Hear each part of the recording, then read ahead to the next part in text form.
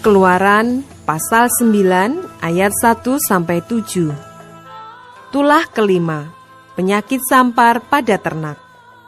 Berfirmanlah Tuhan kepada Musa, "Pergilah menghadap Firaun dan berbicaralah kepadanya. Beginilah firman Tuhan Allah orang Ibrani. Biarkanlah umatku pergi, supaya mereka beribadah kepadaku. Sebab jika engkau menolak membiarkan mereka pergi dan masih menahan mereka, maka ternakmu yang ada di padang, kuda, keledai, unta, lembu sapi, dan kambing domba akan kena tulah Tuhan, yakni kena penyakit sampar yang dahsyat. Dan Tuhan akan membuat perbedaan antara ternak orang Israel dan ternak orang Mesir, sehingga tidak ada yang akan mati seekor pun dari segala ternak orang Israel." Selanjutnya Tuhan menentukan waktunya, firman-Nya, "Besoklah Tuhan akan melakukan hal itu di negeri ini." Dan Tuhan melakukan hal itu keesokan harinya.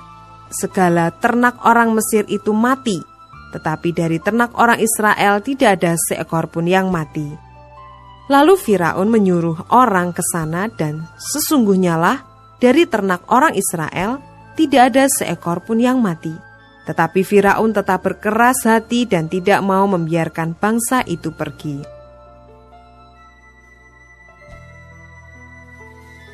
Ayat 8 sampai dengan 12. Tulah ke-6, Barah. Berfirmanlah Tuhan kepada Musa dan Harun, "Ambillah jelaga dari dapur peleburan serangkup penuh." Dan Musa harus menghamburkannya ke udara di depan mata Firaun. Maka jelaga itu akan menjadi debu meliputi seluruh tanah Mesir, dan akan menjadikan barah yang memecah sebagai gelembung pada manusia dan binatang di seluruh tanah Mesir. Lalu mereka mengambil jelaga dari dapur peleburan dan berdiri di depan Firaun. Kemudian Musa menghamburkannya ke udara, maka terjadilah barah yang memecah sebagai gelembung pada manusia dan binatang, sehingga ahli-ahli itu tidak dapat tetap berdiri di depan Musa karena barah-barah itu. Sebab ahli-ahli itu pun juga kena barah, sama seperti semua orang Mesir. Tetapi Tuhan mengeraskan hati Firaun, sehingga ia tidak mendengarkan mereka, seperti yang telah difirmankan Tuhan kepada Musa.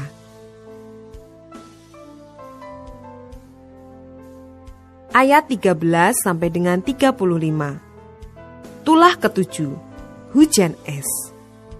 Berfirmanlah Tuhan kepada Musa, "Bangunlah pagi-pagi dan berdirilah menantikan Firaun, dan katakan kepadanya, beginilah firman Tuhan Allah orang Ibrani. Biarkanlah umatku pergi, supaya mereka beribadah kepadaku.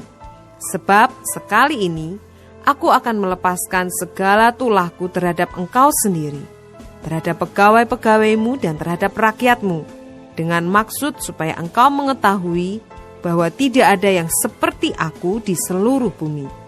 Bukankah sudah lama aku dapat mengacungkan tanganku untuk membunuh engkau dan rakyatmu dengan penyakit sampar, sehingga engkau terhapus dari atas bumi? Akan tetapi inilah sebabnya aku membiarkan engkau hidup, yakni supaya memperlihatkan kepadamu kekuatanku, dan supaya namaku dimasyhurkan di seluruh bumi. Engkau masih selalu menghalangi umatku, sehingga engkau tidak membiarkan mereka pergi. Sesungguhnya besok, kira-kira waktu ini, aku akan menurunkan hujan es yang sangat dahsyat, seperti yang belum pernah terjadi di Mesir, sejak Mesir dijadikan sampai sekarang ini. Oleh sebab itu ternakmu dan segala yang kau punyai di padang, suruhlah dibawa ke tempat yang aman. Semua orang dan segala hewan yang ada di padang dan tidak pulang berkumpul ke rumah akan ditimpa oleh hujan es itu sehingga mati. Maka siapa di antara para pegawai Firaun yang takut kepada firman Tuhan, menyuruh hamba-hambanya serta ternaknya lari ke rumah. Tetapi siapa yang tidak mengindahkan firman Tuhan, meninggalkan hamba-hambanya serta ternaknya di padang. Berfirmanlah Tuhan kepada Musa, "Ulurkanlah tanganmu ke langit, supaya hujan es turun di seluruh tanah Mesir, menimpa manusia dan binatang, dan menimpa tumbuh-tumbuhan di padang di tanah Mesir.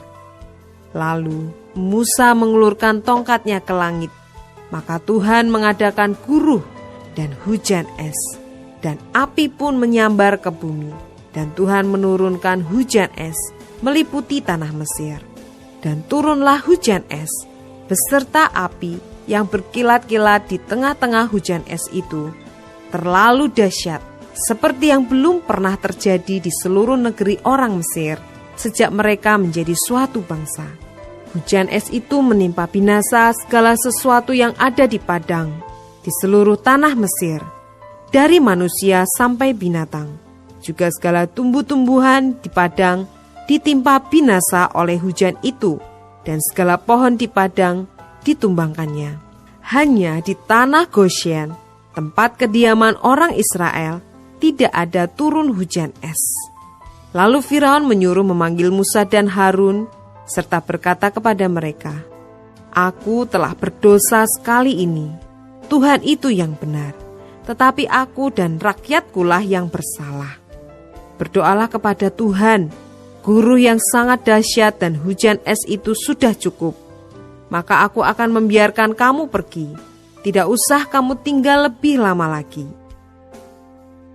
Dan berkatalah Musa kepadanya, "Sekeluar aku dari kota ini, aku akan mengembangkan tanganku kepada Tuhan. Guruh akan berhenti dan hujan es tidak akan turun lagi, supaya engkau mengetahui bahwa bumi adalah milik Tuhan. Tetapi tentang engkau dan para pegawaimu, aku tahu bahwa kamu belum takut kepada Tuhan Allah. Tanaman rami dan jelai telah tertimpa binasa, sebab jelai itu sedang berbulir dan rami itu sedang berbunga. Tetapi gandum dan sekoi tidak tertimpa binasa, sebab belum lagi musimnya." Lalu keluarlah Musa dari kota itu meninggalkan Firaun. Dikembangkannyalah tangannya kepada Tuhan, maka berhentilah guruh dan hujan es, dan hujan tidak tercurah lagi ke bumi. Tetapi ketika Firaun melihat bahwa hujan es dan guruh telah berhenti, maka teruslah ia berbuat dosa.